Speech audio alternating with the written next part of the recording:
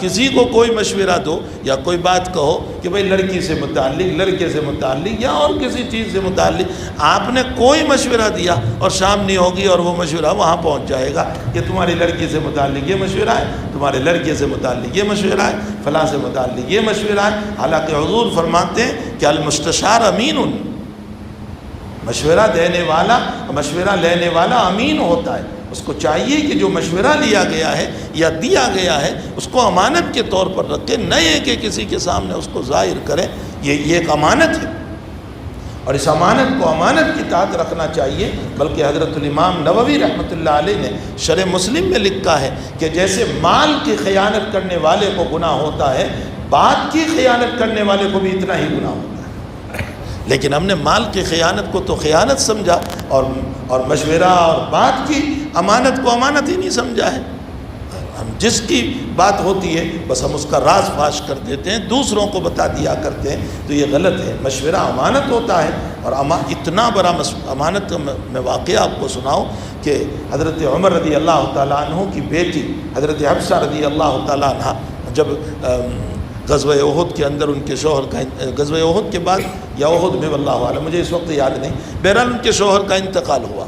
تو ان کے شوہر کے انتقال کے بعد جب ان کی عدت پوری ہوئی تو وہ صدیق اکبر رضی اللہ تعالیٰ عنہ کے پاس گئے اور فرمایا کہ اگر آپ چاہتے ہو تو میری بیٹی کا نکاح میں آپ سے کرا دوں۔ یہاں سے مسئلہ یہ معلوم ہوا کہ اگر لڑکے میں اچھی صلاحیت دیکھیں تو لڑکی والا بھی سامنے سے پیش کر سکتا ہے۔ ہمارا معاشرہ اس کے خلاف ہے۔ اگر کوئی بیچارہ غریب اپنی لڑکی کو پیش کر رہا ہے تو کہ ماں کہ واندو ہے اتلیس، اس میں کوئی مسئلہ ہوگا؟ یہ کہتے اوہے اطلاع ہارو یہ جلدی تھی دیوائے، وہ فوراً ہمارا ذہن دوسری طرف چلا جاتا ہے، ہم غلط سوچ لیتے ہیں کسی سے متعلق۔ روایتوں میں ہے حضرت عمر اپنی بیٹی کو پیش کر رہے ہیں ابو بکر کے سامنے اور فرمایا اگر آپ کہیں تو میری بیٹی کا میں آپ سے نکاح کرا دوں۔ امام بخاری نے مسئلہ ثابت فرمایا کہ اگر لڑکے میں نیکی ہے تو خود لڑکی کا باپ اپنی لڑکی کو پیش کر سکتا ہے۔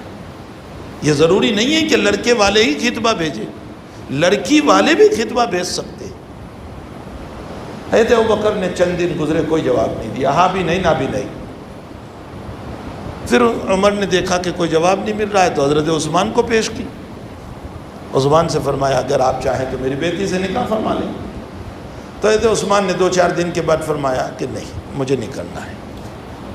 اس کے چند دن کے بعد نبی اکرم صلی اللہ علیہ وسلم نے خطبہ بھیجا،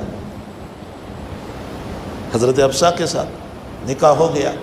اب نکاح ہو جانے کے بعد صدیق اکبر عمر سے ملے اور عمر سے فرمایا کہ جب تم نے مجھ سے پوچھا تھا اور میں نے کوئی جواب نہیں دیا تو تمہیں غصہ آیا ہوگا۔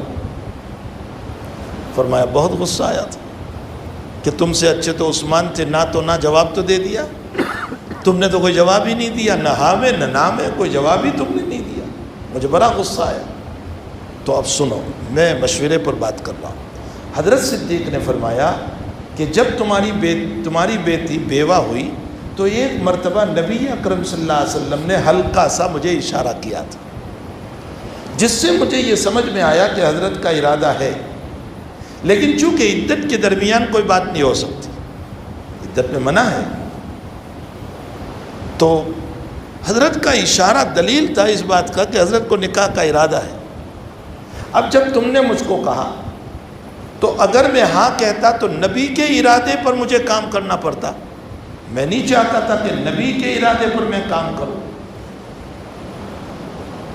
اور اگر میں نہ کہتا تو مجھے کارن پیش کرنا پڑتا کہ بھئی کیوں نہ کہہ رہا ہوں، اور جب میں کارن پیش کرتا تو نبی کے راز کو فاش کرنا پڑتا۔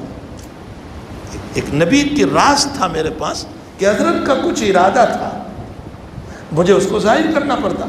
اور ظاہر سی بات ہے کہ نبی نے جب مجھ سے اشارے میں بات کی تھی، یہ اشارہ تھا اس بات کی دلیل پر کہ اس کو کھولا نہ جائے، تو میں نہیں چاہتا تھا کہ نبی کا راز فاش ہو جائے، اس لیے میں نے ہاں میں بھی جواب نہیں دیا، نہ میں بھی جواب نہیں دیا۔ عمر فرماتے ہیں ابو بکر تم سے بڑا عقل مند کوئی نہیں ہو سکتا۔ تو بہرحال ہمیں چاہیے کہ شریعت کو ہم سمجھنے والے بنے۔ شریعت ہماری جو ہے نا، اللہ تعالیٰ نے ہمیں جو شریعت عطا فرمائی اتنی مقدس اور اتنی پاکیزہ شریعت ہے، اتنی پاکیزہ کہ کوئی زندگی کا لمحہ ایسا نہیں ہوگا کہ جس میں اللہ کے نبی نے ہمیں رہنمائی نہ فرمائی۔ ہر موڑ پر ہمیں رہنمائی کی ہے، چھوٹے سے چھوٹا مسئلہ اور بڑے سے بڑا مسئلہ۔ تو خیر